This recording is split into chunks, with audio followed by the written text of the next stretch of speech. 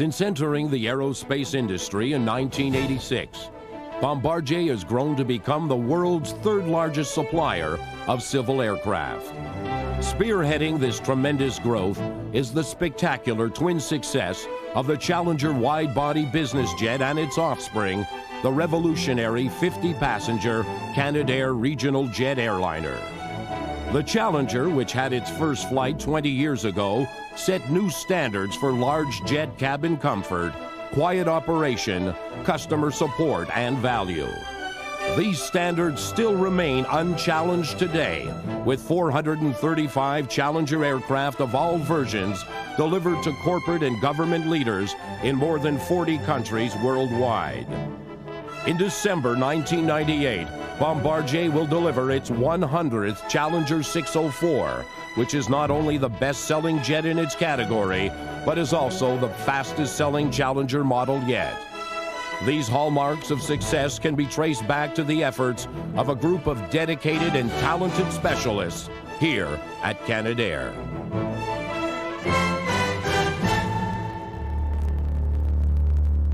When the Challenger program was initiated in the mid-1970s, both the aerospace industry and Canadair Limited were going through very tough times.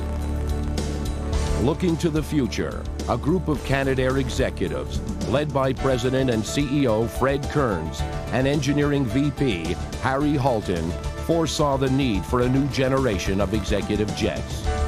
Their vision embraced advanced technological concepts, such as the combination of a supercritical wing with high bypass fan engines to produce a faster aircraft that would fly farther on less fuel. They also envisioned the comfortable, flexible, and highly productive wide-body cabin. It would make history. Challenger quickly became the best hope to survive the crisis. They wanted nothing less than to lead the business jet industry into a new era. After the concept was acquired from Bill Lear, preliminary design began in Montreal in April 1976. Still, 50 firm orders were necessary for a production go-ahead. So the industry's top business aircraft salesman, Jim Taylor, was recruited to lead the marketing and sales effort. He insisted that aircraft design must be driven by customer needs. Orders soon began to pour in, and the official go-ahead for the program was given in October 1976.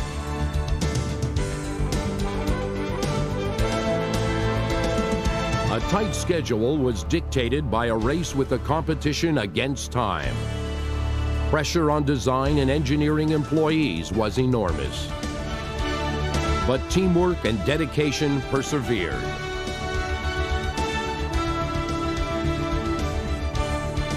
On May 25, 1978, only 19 months after program go-ahead, the first Challenger was rolled out.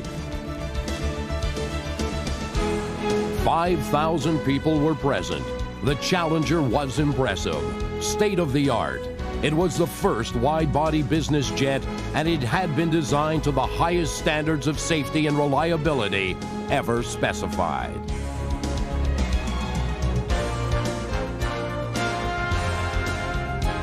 Taxi tests started at the beginning of November 1978.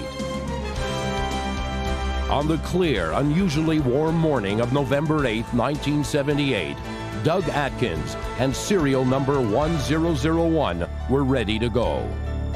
With Norm Ronison as co-pilot and flight observers Bill Greening and Jim Martin, the Challenger took off from Cartierville Airport at 9:26 a.m. It made a smooth and uneventful 50-minute flight, a true success.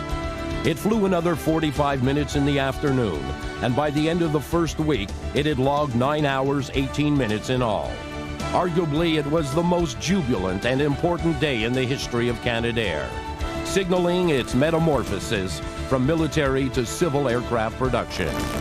After 35 hours, aircraft 1001 was ferried to Mojave, California for the flight test and certification program.